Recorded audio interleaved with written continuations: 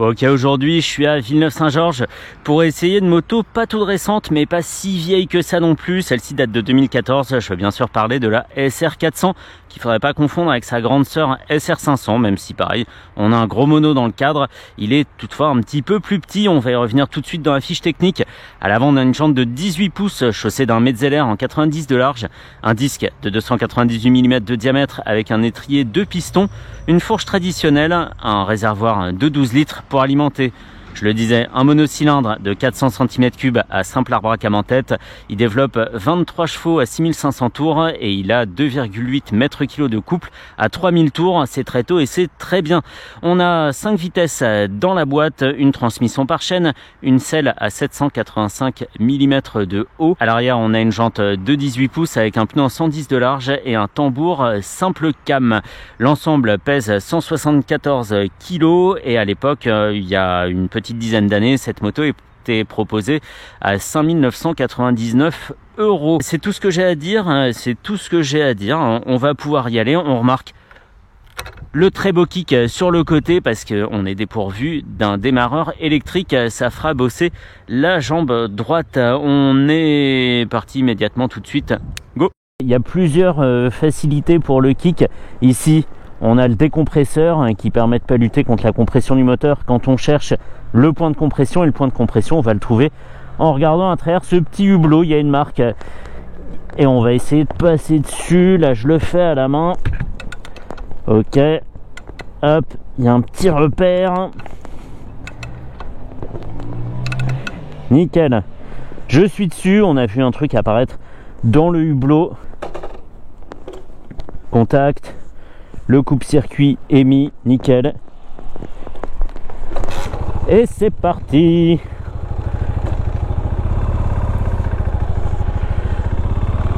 À bord, on peut pas dire que ça soit néo-rétro parce que c'est quasiment des pièces sorties des archives de chez Yamaha. Les Komodo sont d'époque, c'est du pur rétro. On a donc ce coupe-circuit très vintage à droite avec deux positions pour couper le contact. On a un warning, c'est un très grand luxe. Et à gauche, on a clignotant évidemment, appel de phare, ça c'est pas mal. C'est un petit bouton sous le pouce ici, juste à côté de la bascule entre feu de route et feu de croisement. Et en dessous, le klaxon qui résonne fort. Et sous les yeux, c'est encore mieux. On a un compteur à gauche gradué de 0 à 160. Absolument pas sûr qu'elle aille jusque là avec ses 23 chevaux. Un totaliseur, un trip, un partiel en fait, qu'on remet à 0 avec la petite molette de gauche. J'avais oublié cette sensation quand on tourne la molette et qu'on sent chaque tambour de chaque chiffre s'accrocher au suivant jusqu'à revenir à 0. C'est un truc que j'adore, ça fait un petit clic-clic comme ça. En dessous, on a un voyant moteur et juste à côté, un voyant de réserve puisqu'on n'a pas de jauge à essence. À droite, un compte tours avec une zone rouge qui commence à 7000 tours et qui se finit à 9500 tours. Un témoin de neutre, de plein phare et un témoin de clignotant. Cette machine, ça fait 10 ans que j'ai roulé dessus, j'ai même du mal à le croire, j'ai l'impression que c'était hier, c'était un soir d'hiver, il commençait à faire nuit. Et ce que j'avais retenu de cette moto, c'était ses vibrations omniprésentes et assez agaçantes. Et alors j'ai dû vieillir et mûrir un peu parce qu'en fait, c'est pas si infernal que ça. On voit dans les rétros, c'est tout à fait normal. C'est pas aussi bien équilibré qu'un 4 cylindres, mais c'est pas ce que j'ai vu de pire. On est loin par exemple de certaines Royal Enfield et c'est plaisant à conduire, tout tombe bien sous la main, les contrôles ressortent énormément des cocottes et on les trouve vraiment hyper facilement du bout des doigts. Et le reste, tout est facile à doser, l'embrayage par câble est très très doux, on part un peu sur le couple, un peu sur le point de patinage mais avec un léger filet de gaz et tout se fait sans réfléchir. Et on a les pieds assez en arrière sur cette machine avec les genoux plutôt pliés. C'est pas fatigant mais c'est une position qui est pas neutre non plus. avec un bon frein moteur là, du mono de 400 cm3, super plaisant. Ici on a eu un petit accessoire qui a été mis par le propriétaire, c'est un thermomètre. Et pourquoi il est comme ça posé sur le cadre? Et bien parce que c'est le cadre qui fait office de réservoir d'huile comme sur les SR500 et les XT500. Voilà, d'habitude on a un gros bouchon noir en plastique avec marqué oil dessus. Mais ici on a cette petite jauge qui monte tranquillement. Cette moto, je l'ai dit, hein, quand elle était neuve, elle coûtait 6 000 €. Celle-ci est de 2014, hein, donc elle a un petit peu plus de 10 ans. Et maintenant on en trouve en occasion pour moitié prix, pour 3 000 € à peu près. Ce qui est pas mal si on veut pas acheter par exemple une chinoiserie, si on recherche un petit peu plus d'authenticité, eh ben on peut acheter ça plutôt qu'une moto actuelle bon marché à peu près aussi puissante. Ça peut être une très bonne alternative avec l'authenticité qu'il y a derrière, hein. C'est pas un pastiche, on est vraiment sur une machine ancienne avec des conceptions qui remontent à longtemps, pour le meilleur comme pour le pire, mais tout se passe quand même globalement très bien. Dans le contacteur on trouve une clé qui n'est pas codée. Alors pourquoi c'est important? Et bien parce que ça coûte beaucoup moins cher à refaire quand on la perd, comme moi, et qu'on se rend compte après qu'elle était sur la serrure de selle. Voilà, 80 €, bien dépensé, génial. C'est un petit détail, mais je trouve ça important de le préciser. Et pour un Eman Yamaha, je trouve qu'il fonctionne très bien. On n'a pas besoin de pousser la clé, de la retirer 2 fois et de la remettre avant de pouvoir la tourner sur le on. Là, rien à dire, c'est étonnant. Ça doit être une pièce fournie par Honda, ça je pense, pour fonctionner aussi bien. Tout se passe super bien. On est très aidé par le frein moteur. J'ai fait très peu appel au frein avant et au frein arrière depuis le début. En fait, à chaque rétrogradage, on perd déjà pas mal de vitesse. Et c'est agréable de pouvoir être secondé comme ça par la compression du mono. Parce que le freinage en lui-même, il est efficace, hein. C'est pas le souci. Le disque de 298 et son étrier de piston font un super boulot. Le tambour, il a un petit rôle de ralentisseur, voilà, on lui demande pas plus. On va aller voir un petit peu plus tard sur Voie Express comment ça se passe. Est-ce que je finis par m'engourdir des pieds de l'entrejambe à cause des grosses vibrations à plus haut régime? On va voir ça un petit peu plus tard. Non mais c'est extra quoi. Alors moi j'ai pas eu de SR500 ou de SR400, j'ai eu la petite, la SR125, et je me souvenais aussi que sur la SR125 le bouchon d'essence était décalé sur la droite comme ça. Anecdote, j'ai failli acheter une SR500, j'avais contacté un vendeur il y a quelques années, peut-être même avant d'acheter le phaser, et en fait elle était pas très chère, elle était 2000 € à Paris, et en fait ce qui m'a refroidi c'est qu'il y avait les roulements de direction à faire. Et ça, j'avais abandonné tout de suite le projet. Techniquement, j'étais absolument pas au point pour le faire. Et puis l'emmener chez Yamaha pour faire ça, ça aurait été trop coûteux. Mais elle était belle, hein, c'était une des dernières, elle était bleue. Elle était superbe.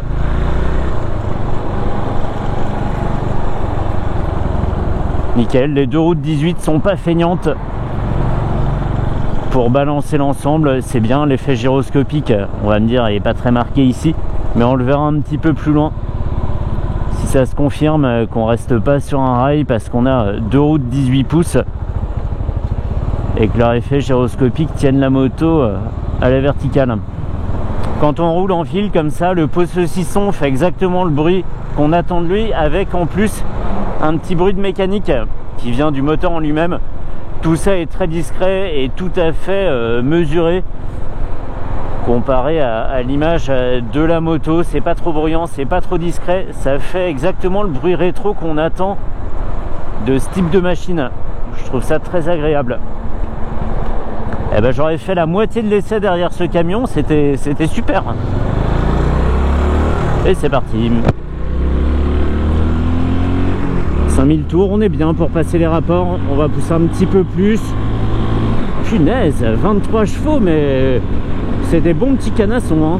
Allez, 6000. Nice.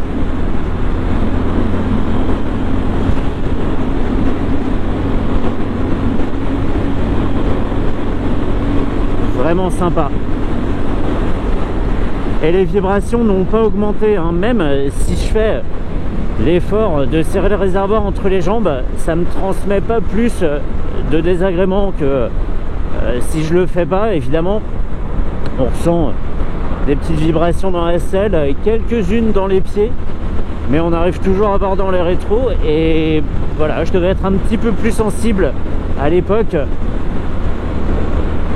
mais au vu de certains essais précédents, et ben c'est finalement tout à fait acceptable, ces vibrations. Nickel, pas de faiblesse sur l'angle. Hop, on va aller là, on va aller là.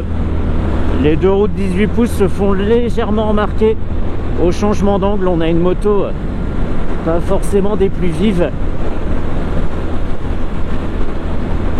mais en tout cas mécaniquement c'est parfait, vraiment parfait. On n'a pas un mono qu'on doit surveiller pour pas tomber trop bas en régime. Il peut aller assez haut, il a une allonge vraiment pas mal, on peut monter jusqu'à 8000 tours. Et la vitesse de pointe, elle doit se situer entre 130 et 145 à peu près, donc ce qui est très bien pour une machine comme ça. On aura du mal à vouloir lui en demander plus, elle fait déjà tout très bien. Il n'y a pas de raison d'aller plus vite avec. Le but est pas là, on va servir que du frein arrière, c'est bien, le tambour plus frein moteur. Yes, nickel, merci. Hop. Ah, ça fait même un petit bruit à la remise de gaz, ça fait un petit bruit sympa, un petit prout-prout, vraiment cool. Cette impression que c'est ma moto depuis des années, j'adore. J'adore, on voit très souvent ça chez Honda, chez Yamaha aussi, mais dans une moindre mesure. Mais là, c'est tout à fait le cas. Yes, allez.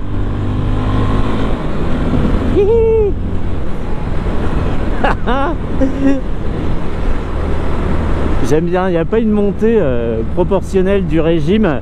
On va dire que jusqu'à 5000 tours, c'est plutôt tranquille. Et puis après, on sait pas pourquoi, elle a un petit regain de puissance. Et là, on redécouvre une mini facette de la mécanique super sympa. Tout est joyeusement animé par les aiguilles des compteurs en plus. Et ça, c'est cool. Ça ajoute évidemment au charme de la machine. J'adore, hein. J'adore. Ouais, ça claque, ça pétarade un petit peu, hein. Il n'y a que la course de l'accélérateur qui est un petit peu longue. Avec un tirage un peu plus court, on aurait été plus confort. Mais sinon c'est très très bien.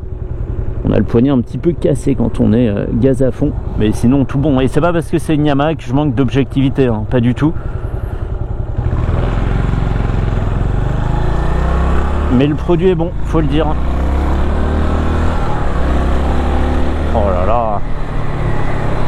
Et j'aime beaucoup le fait qu'on soit pas justement dans le pastiche d'une ancienne moto, il y a quelque chose derrière, une histoire, les SR400, SR500, etc. Ça me plaît beaucoup. Yes.